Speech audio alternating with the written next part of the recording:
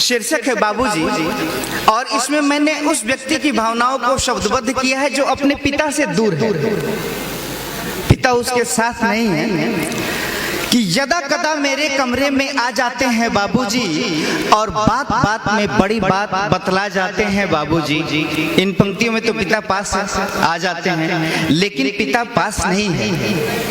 तब क्या होता है? कविता इस रूप में सामने आती है कि यदा कदा मेरे कमरे में आ जाते थे बाबूजी, बात बात में बड़ी बात बतला जाते थे बाबूजी, बात बात में बड़ी बात बतला जाते थे बाबूजी। बड़े सख्त थे, कहाँ कभी वे दिखलाते थे कोमलता, यदि क्रोध करते तो उनके नैनों में सूरज जलता, पलता था पर प्रेम भी उनके मन के ओझल कोने में, जो आता था काम एकांत में उनकी पलक भिगोने में, और कभी प्रेम उमड़ा तो उसे छुपा जाते थे बाबूजी, बात बात में बड़ी बात बतला जाते थे बाबूजी, बात बात में बड़ी बात बतला जाता। सुनिए, मध्यम वर्गीय परिवार की समस्याओं के प्रति बाबूजी का क्या रोल होता है, क्या भूमिका होती है कि कानून को पटवारी अमीन जमीन की पैमाइश, राशन कार्ड पाने को कैसे पूरी की थी फरमाइश, अंचल तहसील राजस्व अदालत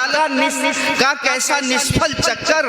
और रोज रात को वही कथा कहते थे जब आते थे घर, और जर जमीन की जटिल बिसात बिछा जाते थे बाबूजी, बात बात में बड़ी बात बतला जाते थे बाबूजी। और क्षणिक आवेश से वशीभूत हो भैया ने जब घर छोड़ा, बिखरे रिश्तों के तारों को बाबूजी ने फिर जोड़ा, भोजन वस्त्र और घर की उलझन में उलझे ही रहते थे, लेकिन अपनी व्यथा कथा वे कहाँ किसी से कहते थे,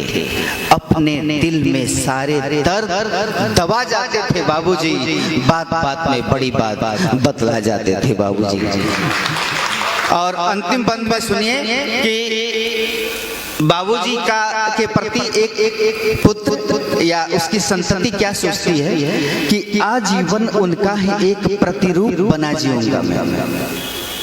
आजीवन उनका ही एक प्रतिरूप बना जीऊंगा मैं, वही सूर्य होंगे मेरे और धूप बना जीऊंगा मैं, निखरा हूं मैं संघर्षों की ज्वाला में जो अब तप कर, बाबूजी का व्यक्तित्व ही उभरा है मेरे अंदर, बाबूजी का व्यक्तित्व ही उभरा है मेरे अंदर, समय समय पर सही राह दिखला जाते थे बाबूजी, और बात बात में बड़ी बात बतला जाते थे बाबूजी। अब तो यदा कदा सपनों में आ जाते हैं बाबूजी, और बड़े प्यार से मेरा सिर सहला जाते हैं बाबूजी। बहुत